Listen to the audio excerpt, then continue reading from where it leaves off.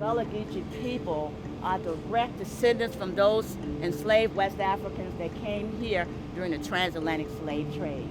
Gullah for Angola people, Geechee for Geechee people, and 8 tribes came here. See, they tell the story that in 1748, the first 350 slaves were purchased by the city of Savannah. Those tribes compilated at least 19 different skill sets to create the foundation and structure of Georgia.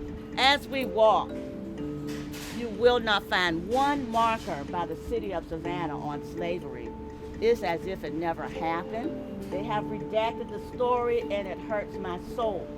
And so our job is to put it back. I'm going to do truth-telling, I'm going to do reconciliation, I'm going to do healing, and I'm going to push for repair, which means I'm going to push for reparations. Can I get an amen?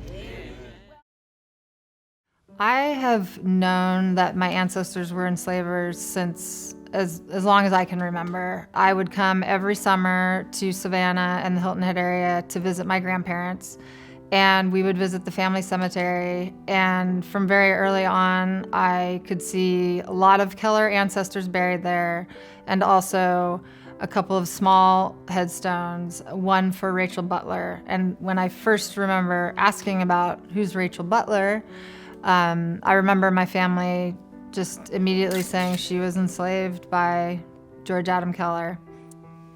I learned about the Quartermans in 2019. I really wanted to do more research into who were these enslaved people, and did they have descendants in the area, and had they gotten any kind of reparations or anything, and what could I possibly do to participate in any kind of healing, if that was even possible. I'm a 5th generation of Zeke Quarterman. We are here now in Port Wentworth, Georgia, 2 or 3 miles away from my heir's property. George Adam Keller gave up Zeke Quarterman 10 acres of land approximately like 25 years after the end of slavery. Why did he give him the land? That's a great question, right? I still want to know that answer. I don't, but I would love to know. I think Sarah and I discussed this plenty of times. The land is not in our possession. Only thing we're doing now is just paying taxes on it. Heir's property, of my knowledge, is land that's passed down through family generations that has no will or no executive willpower to say this person owns the land. We began sharing some stories back and forth, email.